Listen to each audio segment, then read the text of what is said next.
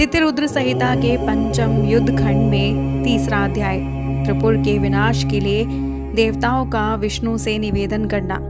विष्णु द्वारा त्रिपुर विनाश के लिए यज्ञ कुंड से भूत समुदाय को प्रकट करना, त्रिपुर के भय से भूतों का पलायित होना और पुनः विष्णु द्वारा देव कार्य की सिद्धि के लिए उपाय सोचना। शिवजी बोले, हे देवताओं, इस समय ये त्रिपुराध्यक्ष पुण्यवान है। जिसमें पुण्य हो उसे विद्वानों को भी कभी नहीं मारना चाहिए। हे देवताओं, मैं देवताओं के समस्त बड़े कष्टों को जानता हूँ। वे दैत्य प्रबल है। देवता तथा असुर कोई भी उन्हें मारने में समर्थ नहीं है। दानव मय सहित वो तभी तारक पुत्र पुण्यवान है।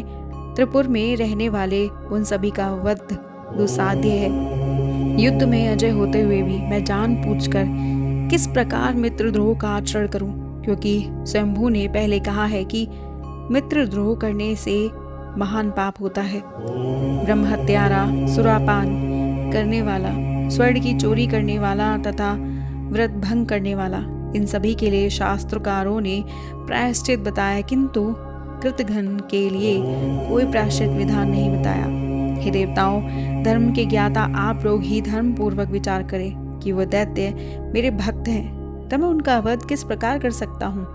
हे देवताओं, जब तक वो मुझ में भक्ति में रहेंगे तब तक मैं उन्हें नहीं मार सकता। तथापि आप लोग विष्णु से इस कारण को बताइए। सनत कुमार बोले, हे मुने, उनका ये वचन सुनकर इंद्र आदि सभी देवताओं ने सर्वप्रथम इस बात को ब्रह्मा जी से कहा। तदंतर ब्रह्मा जी को आगे कर इंद्र सहित सभी देवता शोभा संपन्न वैकुंठ धाम को शीघ्र गए। वहां जाकर आश्चर्यचकित उन देवताओं ने विष्णु को देखकर उन्हें प्रणाम किया और दोनों हाथ जोड़कर परम भक्ति पूर्वक उसकी स्तुति की।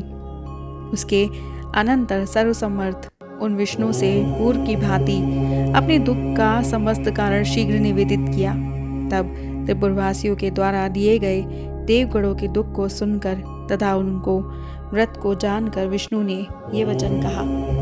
विष्णु बोले, ये बात सत्य है कि जहाँ सनातन धर्म विद्यमान होता है वहाँ दुख उसी प्रकार नहीं होता जिस प्रकार सूर्य के दिखाई देने पर अंधकार नहीं रहता। सनत कुमार बोले, इस बात को सुनकर दुखित तथा मुरझाए हुए मुख कमल वाले देवता विष्णु से पुनः कहने लगे। देवगण बोले, अब क्या करना चाहिए? ये दुख किस प्रकार से दूर हो? हम लोग कैसे सुखी रहे तथा किस प्रकार से निवास करें? इस त्रिपुर के जीवित रहते धर्माचरण किस प्रकार हो सकेगा? ये त्रिपुरवासी तो निश्चय ही देवताओं को दुख देने वाला है। हे विष्णु, आप या तो त्रिपुर का वध कर दीजिए, अन्यथा देवताओं को ही अकाल में मार डालिए। सनत कुमार बोले, तब इस प्रकार कहकर वो देवता बारंबार बड़ी दुखी हुए और ना तो विष्णु के पास से उन्हें जाते बना और ना ही रुकते बना। तब विष्णु ने उन देवताओं को इस प्रकार से हीन तथा विनय युक्त देखकर अपने मन में विचार किया कि देवताओं की सहायता करने वाला मैं इन देवताओं के कार्य के लिए कौन सा उपाय करूं? तारकासुर के वो पुत्र भी तो शिव जी के भक्त हैं। ऐसा सोचकर उसी समय सर्वसमर्थ उन विष्णु ने देवताओं के कार्य के लिए अक्षय यज्ञों का स्मरण किया।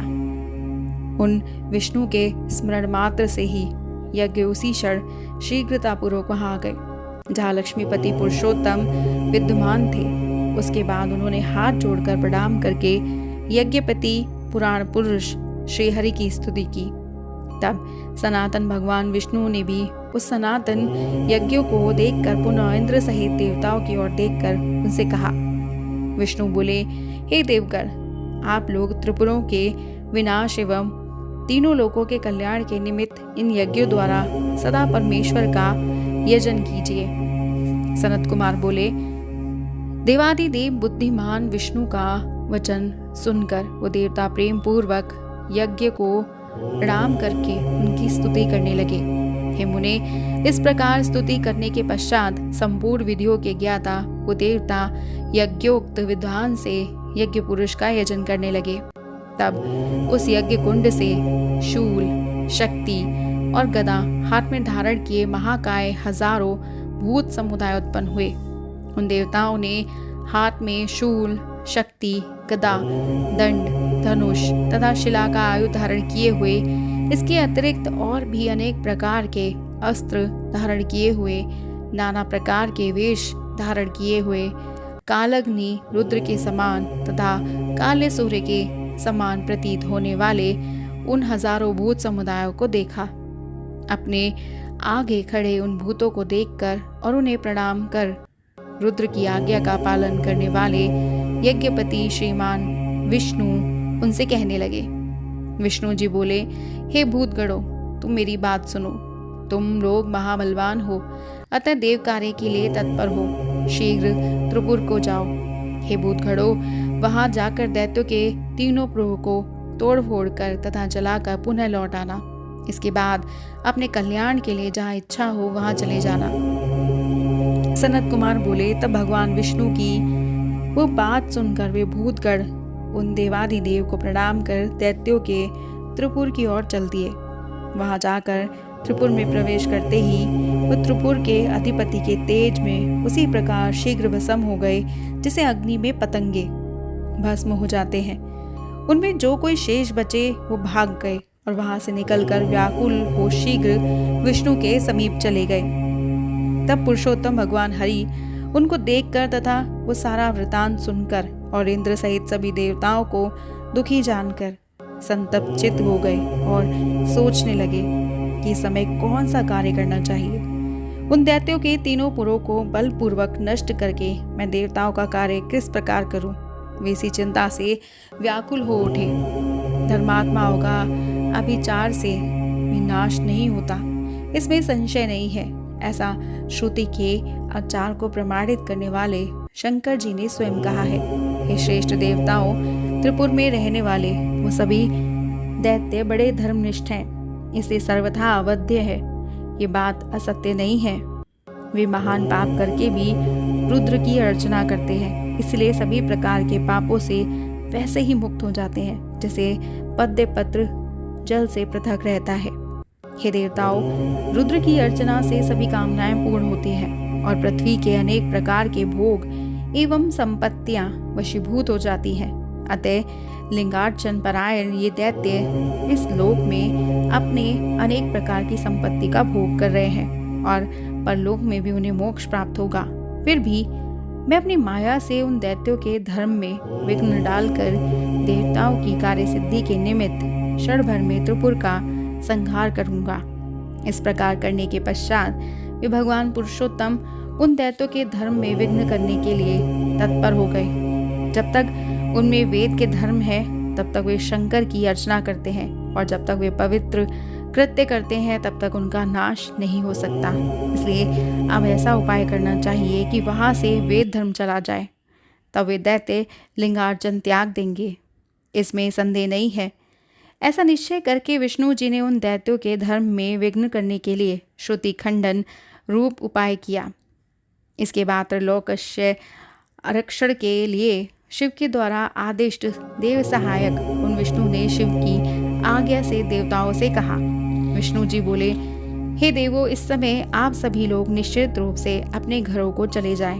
मैं अपनी बुद्धि के अनुसार देवताओं का कार्य अवश्य करूंगा, इसमें संदेह नहीं है।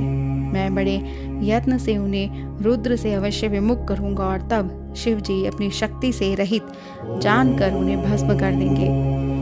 सनत कुमार बोले, हे मुने, तब वो देवगण विष्णु की आज्ञा से सर पर धारण कर कुछ निश्चिंत हुए और फिर ब्रह्मा के द्वारा आश्वसित होने पर प्रसन्न हो अपने अपने स्थानों को चले गए। इसके बाद विष्णु ने देवताओं के लिए जो उत्तम उपाय किया उसे आप भली भांति सुनिए।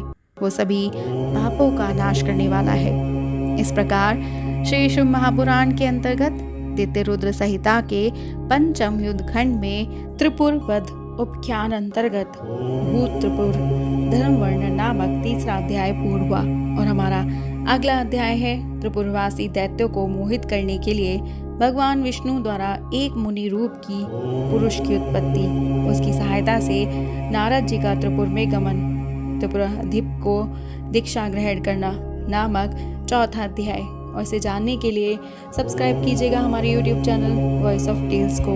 हमारी वीडियो को लाइक शेयर सब्सक्राइब करना मत भूलिएगा। हर हर महादेव।